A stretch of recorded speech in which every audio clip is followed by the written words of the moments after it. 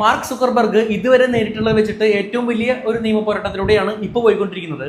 US ഗവൺമെന്റിന്റെ federal trade commission FTC ആണ് ഇപ്പോൾ മെറ്റയെ കോടതി കയറ്റിയിരിക്കുന്നത്. FTC കുറ്റപ്പെടുത്തിയത് മെറ്റ ഒരു മോണോപോളി ബിൽഡ് ചെയ്യുന്നു എന്ന പേരിലാണ്. അവർ പറയുന്നത് സുക്കർബർഗ് 2012 ഇൻസ്റ്റാഗ്രാം വാങ്ങിയതും 2014 വാട്സപ്പ് വാങ്ങിയതെല്ലാം തന്നെ വളരാൻ വേണ്ടി മാത്രമല്ല, കോമ്പറ്റീഷൻ കംപ്ലീറ്റ് ആയിട്ട് ഇല്ലാതാക്കാൻ വേണ്ടിയാണ് എന്നാണ്.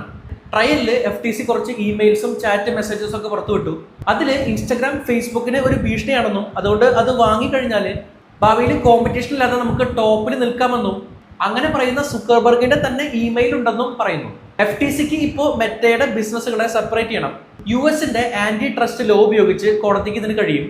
അതായത് ഒരു കമ്പനി അവരുടെ കോമ്പറ്റീഷൻ ഇല്ലാതാക്കാൻ വേണ്ടിയിട്ട് അന്യായമായിട്ട് എന്തെങ്കിലും ചെയ്തു എന്ന് തെളിഞ്ഞു കഴിഞ്ഞാൽ കോടതിക്ക് ഇതിനെതിരെ നടപടിയെടുക്കാം. ബിസിനസ്സിനെ വേണമെങ്കിൽ സെപ്പറേറ്റ് ചെയ്യാം. അതായത് ഫേസ്ബുക്കും ഇൻസ്റ്റഗ്രാമും വാട്സപ്പും ഒക്കെ ഇൻഡിപെൻഡന്റ് ആയിട്ടുള്ള കമ്പനികളായിട്ട് മാറിയേക്കാം.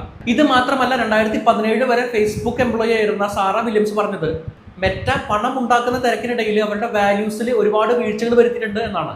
ചൈനീസ് ഗവൺമെന്റുമായിട്ട് ധാരണയിലായിട്ട് അവരുടെ സെൻസർഷിപ്പ് റൂളുകൾക്ക് സമ്മതം മൂടി എന്നാണ്.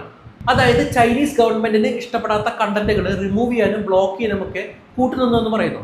ഇത് ഫ്രീഡം ഓഫ് സ്പീച്ചിന് എതിരാണ് എന്ന് പറഞ്ഞാണ് അടുത്ത തർക്കം. ഓൾറെഡി മെറ്റയുടെ AI മോഡലായ ലാമയെ ട്രെയിൻ ചെയ്യാൻ വേണ്ടിയിട്ട് ഇല്ലീഗലായിട്ട് ഓതറിന്റെ അനുമതി ഇല്ലാതെ ബുക്സുകൾ യൂസ് ചെയ്യുന്നു എന്നുള്ള പരാതി മെറ്റയ്ക്കെതിരെ ഉള്ളതാണ്.